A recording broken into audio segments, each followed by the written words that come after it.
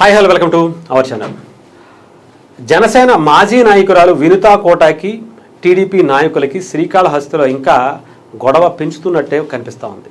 అయితే రీసెంట్గా వినుతా కోట బెయిల్ మీద బయటికి రావటం అంతా మనందరికీ తెలుసు. ఆ తర్వాత కొన్ని కమెంట్స్ కూడా చేశారు. రీసెంట్గా జనసేన కార్యకర్తకి సంబంధించినటువంటి ఇల్లు కూల్చేశారని ఆమె అక్కడికి వెళ్ళి వాళ్ళకి సంఘీభావంగా కొన్ని గట్టిగానే స్పందించినటువంటి పరిస్థితి కనిపించింది. దీని తర్వాత వెంటనే అక్కడ ఉండేటువంటి టీడీపీ నాయకులు ప్రెస్ మీట్ పెట్టి ఆవిడని కించపరుస్తూ మాట్లాడినటువంటి మాటలు చూస్తే కొంత ఇబ్బందికరంగానే ఉంది. ఎందుకు ఇలా చేస్తున్నారు? అసలు హుందాగల ఒక రాజకీయ పార్టీలో ఉండి, అది కూడా క్రమశిక్షణకు మారుపేరైనటువంటి టీడీపీ పార్టీలో ఉండి ఇలాంటి చౌకబారు వ్యాఖ్యలు ఎందుకు చేస్తున్నారు అనేది అర్థం కాలేదు. ఆవిడ తప్పు చేస్తే కోర్టులు శిక్షలు అన్నీ కూడా అమలవుతాయి, దాంట్లో ఎటువంటి ఆలోచన కూడా లేదు. బట్ ఇక్కడ ఆమె చేసినటువంటి ఒక ఏదైతే ఇష్యూ ఉందో లేవనెత్తినటువంటి అంశం, ఏదైతే ఆమె లేవనెత్తినటువంటి అంశాన్ని గురించి మాట్లాడకుండా ఆమె వ్యక్తిగతంగా మీరు మాట్లాడేటువంటి వ్యాఖ్యలు, మీ సామాన్లు జాగ్రత్త అనేటువంటి మాటలు ఎందుకు వస్తాయి? ఎందుకు మాట్లాడాలి? ఒక మహిళ మీద ఎలాంటి వ్యాఖ్యలైనా చేసేది? అదే మాటలు గత ప్రభుత్వం చేసింది. ఆ పార్టీకి పరిస్థితి ఏంటో మనం ఆలోచించుకున్నాం, ఇప్పుడు కూడా ఏ పరిస్థితిలో ఉందో. బట్ మీరు కూడా అదే వ్యాఖ్యానాలు చేయడం వల్ల ఎవరికి నష్టం చేకూర్చాలని మీ ప్రయత్నం.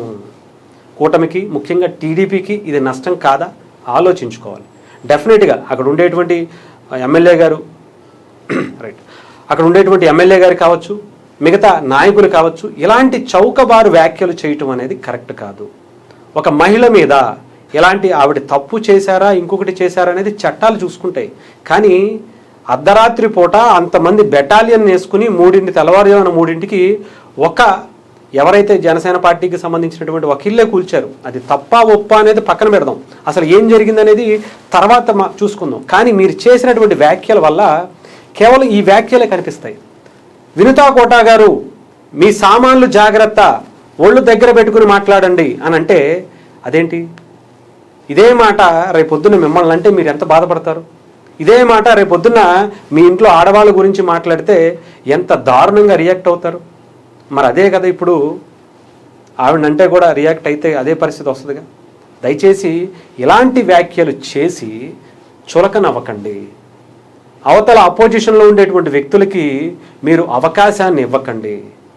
ఇచ్చి ఇలా నిందల పాలు అవ్వకండి. మీరు నిందల పాలు అవ్వండి, పోనీ మీరు తిట్టించుకోండి, బాగానే ఉంటుంది. ఇక్కడ తిరిగి ఆ పార్టీకి లేదా కూటమికి, దానివల్ల ఆంధ్రప్రదేశ్ అంటే ఇప్పుడు జరుగుతున్నటువంటి అభివృద్ధికి అడ్డుపడుతున్నటువంటి పరిస్థితుల్లో మీరు కూడా ఒక భాగం పంచుకున్నటువంటి పరిస్థితి అవుతుంది. అవునో కాదో ఆలోచించుకోండి. చాలా హుందాగా ఆంధ్రప్రదేశ్ రాజకీయాలు ముఖ్యంగా కూటమి ప్రభుత్వంలో వెళ్తున్నాయి. ఆంధ్రప్రదేశ్ అభివృద్ధే ప్రధాన ధ్యేయంగా జనసేన పార్టీ అధినేత పవన్ కళ్యాణ్ గారి నిజాయితీతో, చంద్రబాబు నాయుడు గారు లాంటి ఒక విజనరీ లీడర్తో, ఒక ఎక్స్పీరియన్స్తో తీసుకెళ్తున్నటువంటి ఈ ఆంధ్రప్రదేశ్ని అందరినీ కలుపుకు వెళ్తున్నటువంటి నారా లోకేష్ గారు లాంటి వ్యక్తులు ఇలా ముందుకు వెళ్తుంటే ఇలాంటి వ్యాఖ్యలు ఎందుకు చేయాలి? అసలు మనకి మాట్లాడే ముందు ఏం ఆలోచించుకోరా? ఏది పడితే అది మీ నాయకుడిని మెప్పించడం కోసం, వాళ్ళ దృష్టిలో మీరు పడటం కోసం ఇష్టం వచ్చినట్టు మాట్లాడేస్తారా? దానివల్ల మీకు హైప్ వచ్చి ఉండొచ్చేమో, ఆ క్షణానికి కొంతమంది మిమ్మల్ని పొగుడుండొచ్చేమో. కానీ తర్వాత మీరు తెలుసుకోవాల్సినటువంటి పరిస్థితి ఏంటంటే, జీవితంలో అలాంటి వ్యాఖ్యల వల్ల మీరు రాజకీయాల్లో ఎదగలేరు దాని గురించి కూడా ఆలోచించుకోవాలి.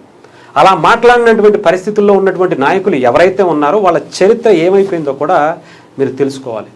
అసెంబ్లీలో చంద్రబాబు నాయుడు గారి భార్య గురించి, లోకేష్ గారి తల్లి గురించి ఎంత నీచంగా మాట్లాడారు. వాళ్ళు ఏమయ్యారు? పవన్ కళ్యాణ్ గారి గురించి, వాళ్ళ భార్య గురించి, వాళ్ళ పిల్లల గురించి నీచంగా మాట్లాడినటువంటి వ్యక్తులు ఈరోజు ఏమయ్యారు? ఆలోచించుకోవాలి. ప్రజలు ఇవన్నీ చూస్తారు. డెఫినెట్గా రేపొద్దున్న ఇది మీ చరిత్రకు, ముఖ్యంగా మీ జర్నీకి ఇది చాలా ఇబ్బందికర పరిస్థితి ఉంటుంది. దయచేసి ఇలాంటి వ్యాఖ్యలు మాట్లాడడం కరెక్ట్ కాదు.